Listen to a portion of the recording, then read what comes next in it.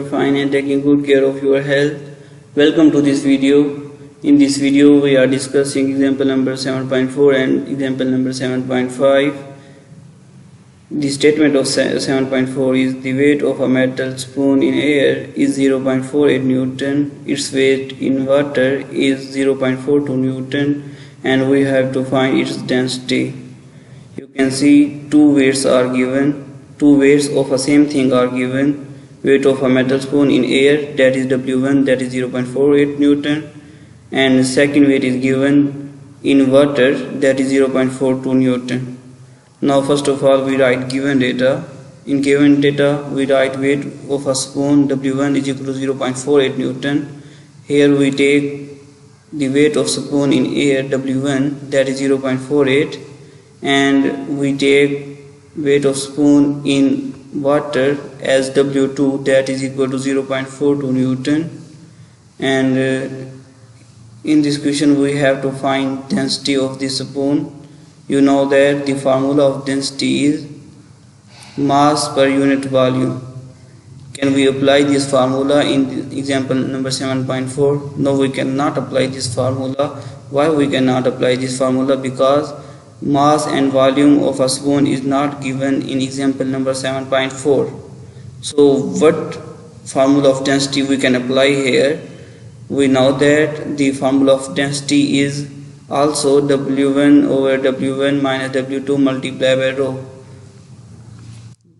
This formula is exactly in above topic at page number 157, that is density of an object.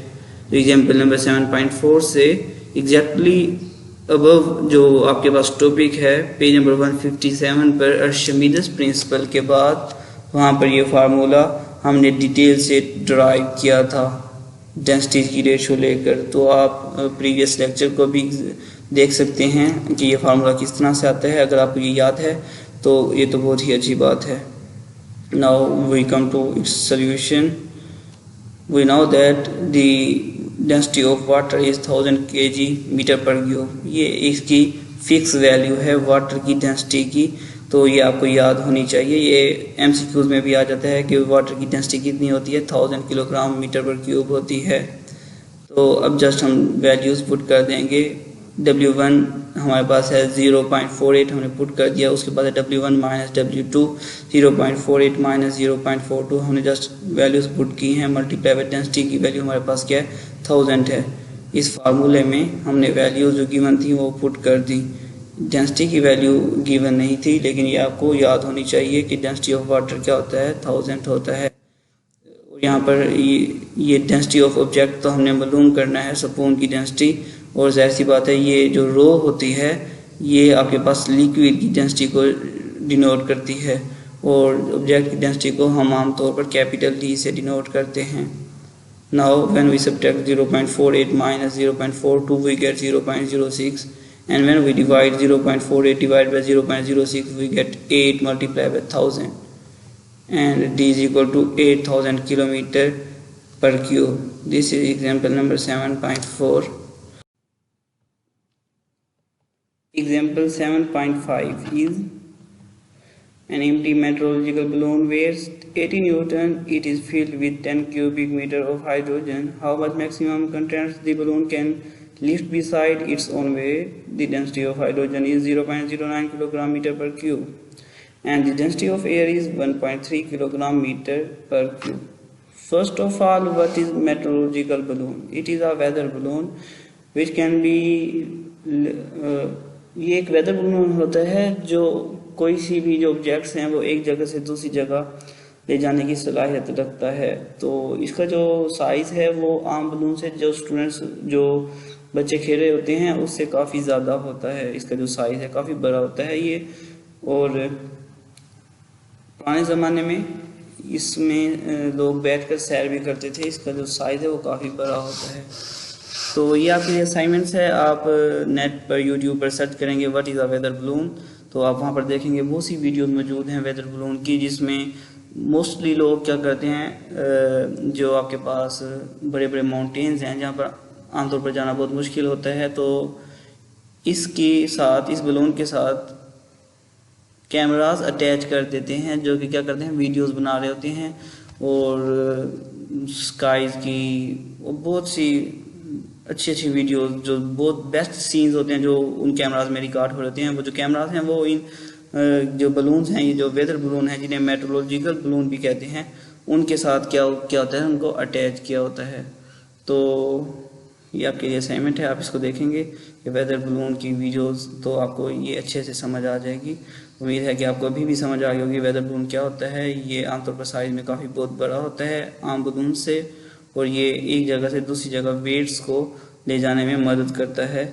और mostly आजकल जो हैं वो लोग गिफ्ट्स को पैक करके, बहुत अच्छे अच्छे गिफ्ट्स को पैक करके इसके साथ अटैच कर देते हैं। और वो जब इसमें गैस जो फिलअप हुई होती है, इसमें गैस फिलअप हुई होती है, जब वो ख़त्म होती है तो वो जो जहाँ पर भी गिफ्ट्स वो नीचे आते हैं तो लोग बहुत खुश होते हैं उन गिफ्ट्स को जब वो फाइंड करते हैं।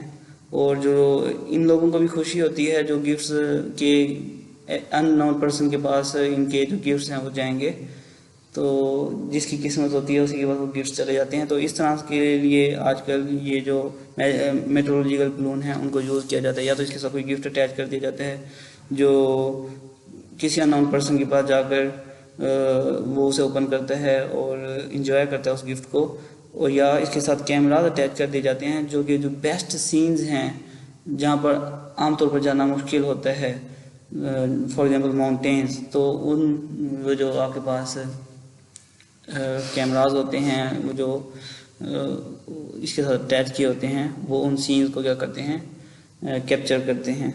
तो ये बेसिक यूज़ है मेट्रोलॉजिकल बलून का। वो कहते हैं एक मेट्रोलॉजिकल बलून है जिसका वेट आपके पास कितना है, 80 Newton.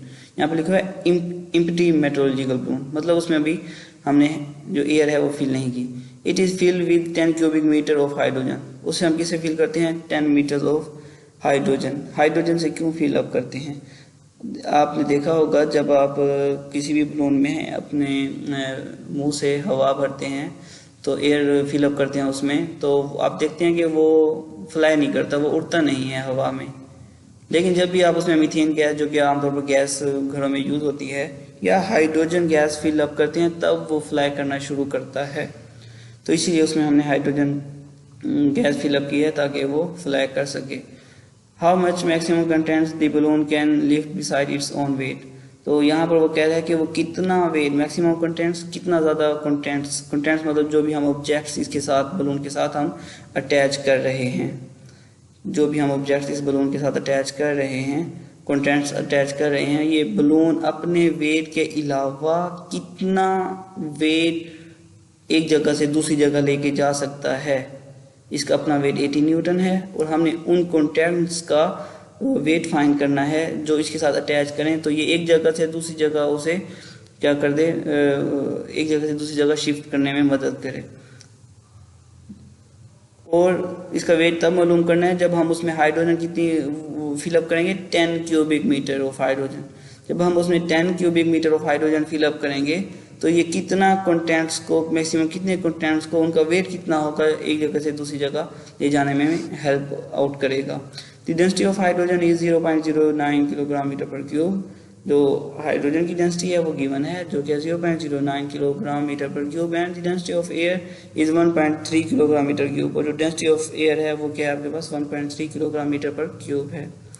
Now first of all we are given data. In given data, weight of the balloon is given, that is 18 Newton. Volume of hydrogen is given, that is 10 meter cube. Sorry, here the volume of hydrogen is 10 cubic meter. Okay. Next, density of hydrogen is given, that is 0.09. You can see there are two density is given. Density of hydrogen here. Density of hydrogen is given and density of air is given. So I say density of hydrogen ρ1 and I say density of air is ρ2, that is 1.3 meter cube. Now what we have to find? We have to find weight of the hydrogen, W1, and next we have to find weight of the contents, W2. Here you can see in question, how much maximum contents the balloon can lift it behind its own wait. हमने सिर्फ weight find करना है किसका, उन contents का, लेकिन हम वो जो उन कंटेंट्स का वेट तभी फाइंड कर सकते हैं जब हमें वेट ऑफ हाइड्रोजन फाइंड होगा। ऐसा क्यों होगा, ये जब हम इसका सोल्यूशन करेंगे तो आपको पता लग जाएगा कि वेट ऑफ हाइड्रोजन का होना लाजमी है, तभी हम वेट ऑफ कंटेंट्स मालूम कर सकते हैं, अदरवाइज हम नहीं मालूम कर सकते। We know that the formula that we use in example 7.5 is upthrust force F that is equal to rho GV, जो कि हम पहले इसे डिटेल से डिस्कस कर चुके हैं अश्मित प्रिंसिपल में कि जो अपथ्रस्ट फोर्स है वो रो GV के इक्वल होती है। और ये एक लेंथी टॉपिक है इसलिए हम इसको यहाँ पर डिस्कस नहीं कर रहे, लेकिन हम इसे टॉपिक में डिस्कस कर चुके हैं। अगर आपको ये फार्मूला नहीं आता तो आप इसको जो हमारा प्रीवियस टॉपिक है उसको देख सकते हैं, अदरवाइज अगर आता है तो ये बहुत अच्छी बात है आपको। Now we come to solution. Upthrust force is equal to F is equal to हमने पढ़ा था रो GV के इक्वल होती है, लेकिन हमारे पास यहाँ पर जो गिवन डेटा है ये देखें, हमारे पास जो हम अपथ्रस्ट फोर्स बेसिकली हम कहाँ पे यूज़ करते हैं, लिक्विड में। लिक्विड में जब भी हम कोई ऑब्जेक्ट इंटर करते हैं तो उसके ऊपर जो फोर्स लग रही होती है अपवर्ड डायरेक्शन में, उसे हम अपथ्रस्ट फोर्स कहते हैं। लेकिन यहाँ पर आप देखें, यहाँ पर आपके पास लिक्विड गिवन नहीं है, एयर गिवन है जो कि है, तो इसलिए जो अपथ्रस्ट फोर्स लग रही होगी इस बलून पर, वो ये देखें, ये जो बलून है ये ऊपर की जानिब मूव करता है जब हम इसमें हाइड्रोजन गैस फिल अप कर देते हैं। क्यों ऊपर की तरफ मूव करता है, क्योंकि इसके ऊपर अपथ्रस्ट फोर्स लग रही होती है नीचे की तरफ से। वो अपथ्रस्ट फोर्स किसकी वजह से लग रही होती है, एयर की वजह से लग रही होती है। एयर की डेंसिटी हमने ली हुई है ρ2, तो इसलिए यहाँ इस सोल्यूशन में हम जो अपथ्रस्ट फोर्स लेंगे वहां पर मैंने क्या लिखा है, ρ2Vg लिखा है। ρ2 जो जाहिर कर रहा है वो डेंसिटी ऑफ एयर को जाहिर कर रहा है। ρ2 क्यों ले रहे हैं, क्योंकि हम अपथ्रस्ट फोर्स ले रहे हैं जो कि एयर की वजह से लग रही है, दैट्स वाई। तो क्योंकि बलून ऊपर की तरफ मूव कर रहा है तो जाहिर से पता है इसे नीचे की तरफ से कोई फोर्स लग रही होगी, दैट्स वाई ये ऊपर की तरफ मूव कर रहा है। तो जो नीचे की तरफ से, क्योंकि वो जो नीचे की तरफ से ऊपर की तरफ फोर्स लग रही है उसे हम क्या कहते हैं, अपथ्रस्ट फोर्स कहते हैं, क्योंकि हम अपथ्रस्ट फोर्स को डिफाइन कर चुके हैं। तो density ρ2 is equal to 1.3 multiply जो वॉल्यूम है गिवन है वो है 10, और जो ग्रेविटेशनल कांस्टेंट है वो है हमारे पास 10। इन सब को जब हम मल्टीप्लाई करते हैं तो हमारे पास अपथ्रस्ट फोर्स आ जाती है, होती है 130 न्यूटन। अब हम आते हैं वेट ऑफ हाइड्रोजन की तरफ कि वेट ऑफ हाइड्रोजन कितना होगा। तो वो भी जो वेट ऑफ हाइड्रोजन है, जब हम इसको इसमें फिल अप करते हैं हाइड्रोजन को, तो वो जितना जो इसके अंदर पहले से एयर मौजूद होती है वो उसको क्या करती है, लेफ्ट करती है, उसको वहां से रिमूव करती है। तो हमने अपथ्रस्ट की फोर्स में डिफाइन पढ़ी थी कि ना अपथ्रस्ट फोर्स किसके इक्वल होती है, उस वेट के इक्वल होती है। किस वेट के, जितना लिक्विड कोई ऑब्जेक्ट जितना लिक्विड डिस्प्लेस करता है, तो जो जितना लिक्विड डिस्प्लेस हुआ होता है उसका जो वेट होता है वो हमारे पास अपथ्रस्ट फोर्स के इक्वल होता है। तो यहाँ पर आप देख सकते हैं जब ये एयर को रिमूव करेगा तो अपथ्रस्ट कौन सी होगी, एयर की। तो इसलिए हमने यहाँ पर अपथ्रस्ट जो वेट है हाइड्रोजन का उसको अपथ्रस्ट फोर्स के इक्वल लिया है, जो कि है ρ1Vg के इक्वल। क्योंकि यहाँ पर हम हाइड्रोजन ले रहे हैं तो डेंसिटी भी क्या लेंगे, ρ1 लेंगे, वॉल्यूम भी हाइड्रोजन का लेंगे, और ग्रेविटेशनल एक्सेलरेशन का तो हमें पता ही है। W1 हमारे पास आ जाएगा, डेंसिटी 1 की कीमत पुट करेंगे जो कि हाइड्रोजन की है 0.09, वॉल्यूम पुट करेंगे 10, और ग्रेविटेशनल एक्सेलरेशन है जो कि है 10 के इक्वल। नाउ जब हम इनको मल्टीप्लाई करेंगे, पॉइंट की जगह हम लगाएंगे 1 और 2 जीरोस हैं तो 2 डिजिट्स हैं तो 2 जीरो लगाएंगे, तो 9 डिवाइड बाय 100 हो जाएगा। 100 इन 10, 10 से कैंसिल हो गया, हमारे पास क्या आएगा आंसर, 9 आएगा। Total weight lifted. अब आ जाते हैं टोटल वेट की तरफ कि टोटल कितना वेट लिफ्ट होगा, जो कंटेंट का कितना वेट होगा, जो हम टोटल वेट लिफ्टेड। इसका मतलब ये है कि टोटल कितना वेट एक जगह से दूसरी जगह जाएगा। तो एक तो बलून का वेट भी उसमें शामिल होगा जो कि हमें 18 न्यूटन दिया हुआ है। एक हमें वो जो हाइड्रोजन का वेट है, इसके अंदर हमने फिलअप किया है, उसका वेट भी इसमें शामिल होगा। W2 ये जो हमने कोई चीज इसके साथ अटैच की हुई है उसका वेट भी इसमें शामिल होगा। इतना वेट टोटल लेफ्ट होगा एक जगह से दूसरी जगह। तो आपको पता है कि जो हमारे पास F इज इक्वल टू आ जाएगा W plus W1 plus W2। आपको पता है, एक 1 मिनट, इसको थोड़ा मैं एक्सप्लेन कर देता हूँ। ये देखें, ये बलून ऊपर की तरफ मूव कर रहा है। किसकी वजह से मूव कर रहा है? इसके ऊपर अप लगने वाली अप थ्रस्ट फोर्स की वजह से। वो अप थ्रस्ट फोर्स किसके इक्वल लग रही होगी? इस टोटल वेट के इक्वल लग रही होगी, तभी ये ऊपर मूव कर रहा है ना।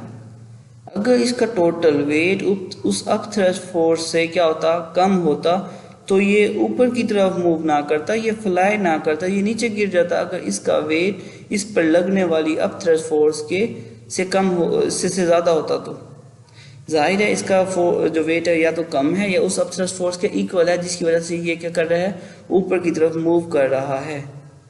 तो जो टोटल वेट लेफ्ट होगा वो किसके इक्वल होगा? उस अप थ्रस्ट फोर्स के इक्वल होगा। वो जो अप थ्रस्ट फोर्स है वो इसलिए हमने मालूम किया, जो कि है 130 न्यूटन। तो हम यहाँ पर फोर्स की वैल्यू पुट कर देंगे 130 न्यूटन। और हमें बलून का वेट तो पता ही है, कितना है, 80। हमने हाइड्रोजन का वेट भी मालूम कर लिया, जो कि है 9W1। हमने इस कंटेंट का वेट हमें नहीं पता कि जो जितना ये कितना वेट इसको एक जगह से दूसरी जगह मूव करा सकता है, वो हमने लिख लिया है यहाँ पर W2, वो हमने फाइंड करना है। तो यहाँ पर 9 प्लस 18 89 हो जाएगा, 130 माइनस 89 आ जाएगा आपके पास, ये प्लस है 89, लेफ्ट साइड पर जाके माइनस हो जाएगा, और W2 इज इक्वल टू आपके पास आएगा 41 Newton. And this is over today topic. Next, inshallah, we discuss next example. Thank you.